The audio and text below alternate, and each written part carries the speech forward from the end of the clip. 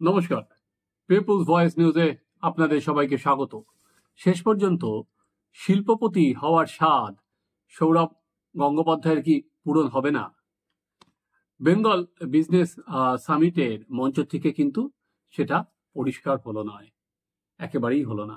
সেই সুদূর ইতালিতে গিয়ে সৌরভ গঙ্গোপাধ্যায় ঘোষণা করেছিলেন তিনি বাংলায় লগ্নি করবেন, এবং দেশে লগ্নি নয়, তিনি বিরাট কারখানা খুলবেন ঘোষণাই করে দিয়েছিলেন সেখানে। তো ইতালিতে যে ঘোষণা করেছিলেন কলকাতায় বিজিবিএস এর মঞ্চে, সেটা কি সম্পূর্ণ সার্কেল হলো? একেবারেই হলো না।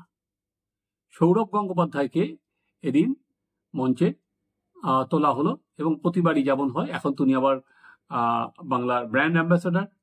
অমিত মিত্র ঘোষই প্রশংসা করলেন সৌরভ গঙ্গোপাধ্যায়ের, এবং সৌরভ গঙ্গোপাধ্যায় যে এখন নতুন রোলে সেটাও বুঝিয়ে দিলেন তিনি কিন্তু নানা রকম বাংলা কিভাবে এগিয়ে যাচ্ছে সেটার কথা বললেন। কিন্তু নিজের শিল্প নিয়ে, যেটা উনি নিজের শিল্প বলে অন্তত চালাতে চাইছিলেন, সেটা নিয়ে উনি কি বললেন আপনারা এক ঝলক শুনে নিন। I don't understand business so much because I've been born, brought up from the sporting world. But I must say one thing to her, that in a small way over the last 1 year, we've been trying to invest in the state. And the support not only from her, she's a busy lady, she has lots of things to look after, but from the people who work at the office, from the WBITC, from the other departments of the government.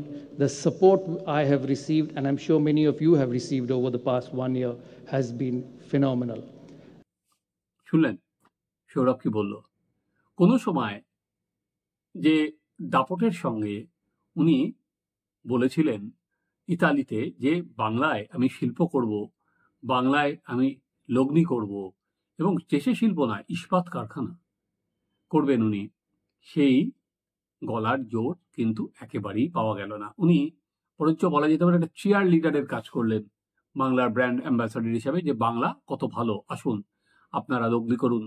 আমি শুধুমাত্র যে মমতা বন্দ্যোপাধ্যায়ের থেকে সহায়তা পেয়েছি তাই নয়, ওই শিল্প উন্নয়ন নিগমের যার সঙ্গেই কথা বলেছি তা সবার থেকে সাহায্য পেয়েছি। অর্থাৎ সৌরভ গঙ্গোপাধ্যায় দেখানো পথে যদি এই শিল্পপতিরা আসেন বা লগ্নি করেন, তাদের অসুবিধা হবে না, বাংলায় সব ধরনের সাপোর্ট পাওয়া যায়। এটাই সৌরভকে দিয়ে বলানো হলো পরিষ্কার, যে এখানে লগ্নি করুন তাহলে সাপোর্টটা পাবেন। কিন্তু সৌরভ তিনি নিজে কি করবেন? নিজে কি লগ্নি করবেন? সৌরভ গঙ্গোপাধ্যায় যে কথাটা সরাসরি বললেন না, ধরি মাছ না ছুঁই পানি করে বেরিয়ে গেলেন, সেটাই কিন্তু সন্ধেবেলায় যে প্রেস মিট করছিলেন মমতা বন্দ্যোপাধ্যায়, এবং তিনি যখন হিসেব দিচ্ছিলেন আম্বানি থেকে সজ্জন জিন্দাল কত টাকা ইনভেস্ট করবেন, তখন হাজার হাজার কোটি টাকার, তখন কিন্তু উনি বলে দিলেন যে সৌরভেরটা জমিজটে আটকে আছে। শুনুন মমতা বন্দ্যোপাধ্যায় কি বললেন। এই ধরনের যেমন সৌরভও একটা করতে চাইছে, কিন্তু কোর্টে কেস আছে বলে ও আর বলেনি, এরকম প্রত্যেকেই কিন্তু খুব ইন্টারেস্ট শো করেছে। শুনলেন? তাহলে এখনো পর্যন্ত যেটা দেখা যাচ্ছে যে ওই প্রয়াগের ওই জমি ছাড়া সৌরভ গঙ্গোপাধ্যায় অন্য কোনো জায়গায়, বা সৌরভ গঙ্গোপাধ্যায় যাদের ওই কথা বলছেন, তারা কোথাও জায়গায় জমি কিনে লগ্নি করতে চান না। কারণ ওই জমিটা ছিল হচ্ছে ফিল্ম সিটির জন্য। প্রয়াগের যে চিট ফান্ডের মালিক, তিনি আপাতত জেলে। তার জমি বিনা অকশনে সৌরভদের দিয়ে দেওয়া হয়েছিল 1 টাকায়। সেটা আদালত সেটা দিতে দেয়নি, এবং সেটা অকশন করে দিতে বলেছে। এবার সৌরভরা অকশনে নিশ্চয়ই অংশ নেবেন, অন্য এরাও অংশ নেবেন, কিন্তু সৌরভ অন্য জায়গায় কিন্তু আজকে ধরুন অন্য যে সমস্ত ইন্ডাস্ট্রি হাউস, বিগ হাউস, তারা তো জমি কিনছেন, কিন্তু মহারাজ কিন্তু ওই জমি কেনার রাস্তায় একেবারেই যাচ্ছেন না। উনি বসে আছেন কবে আদালতের রায় বেরোবে, অর্থাৎ ওই প্রয়াগের ফিল্ম সিটির জমির উপরেই কিন্তু আপাতত ওনার পাখির চোখ।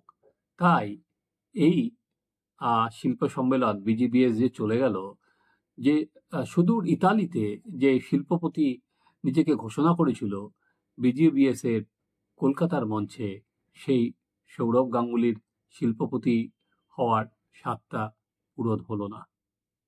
আপনারা দেখতে থাকুন আমাদের চ্যানেল সাবস্ক্রাইব করুন, আপনাদের মতামত জানান।